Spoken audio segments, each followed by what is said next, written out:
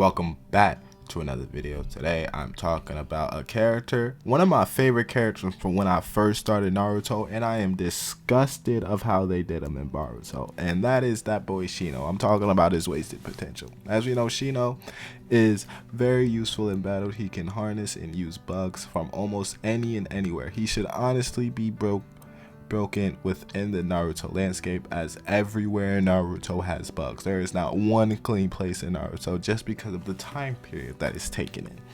Now, as we know, Shino was very useful in battle, especially in the 4th Great Ninja War. It was him and his clan that helped at least trap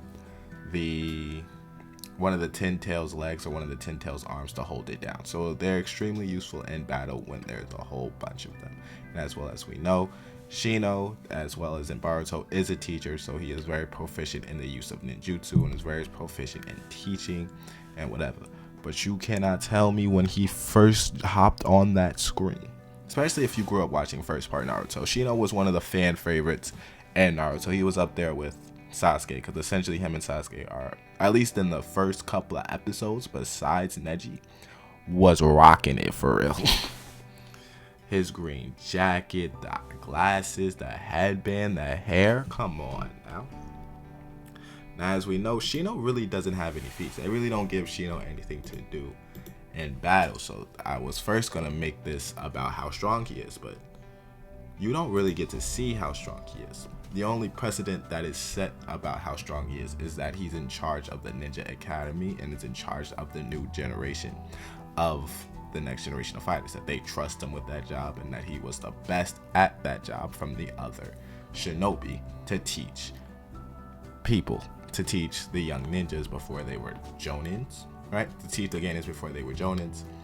So that means he's very proficient in basic ninjutsu requirements. But you can't tell me that Shino vs Sasori wouldn't have been a good fight. Now let me explain why. Why I would have liked to see Shino and Sasori, at least to give Shino more feats. It's because we know Sasori is very proficient in puppetry. Now Shino's bugs eat what? Eat wood. He can summon a massive amount of bugs, termites, whatever kind of bugs, to just help him go along. And he can communicate with these bugs to even help him sense things around where he got it. So he's extremely useful, as well as we see him within his battle within the Sound 4 and whatever battles he has in the first part of Naruto. You can't tell me Shino would have not folded Sasori just because it's depending on how strong they are, right?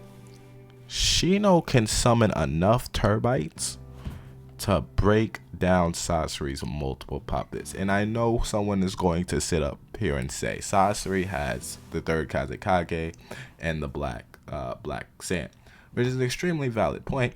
And Sasori is very proficient within his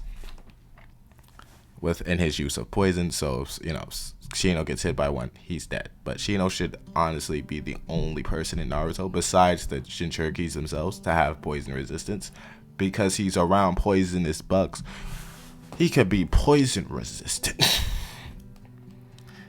He could have broke down Sasori's puppets with ease just because of his ability within the bugs, termites, anything that he could have just summoned at mass quantity as well. And he has communications within the bugs that can help him sense around the area.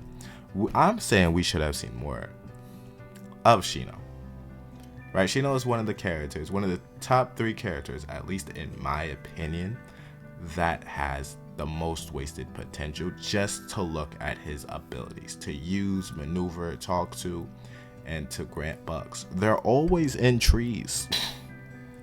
They're always fighting around nature. They got bugs. There's no shortage of bugs.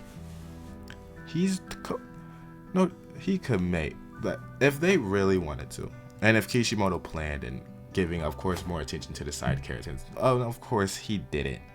Of course he didn't in turn give more attention to the side characters, because Shippuden is supposed to be the end, so he focused way more on Naruto and Sasuke and Sakura to a certain extent.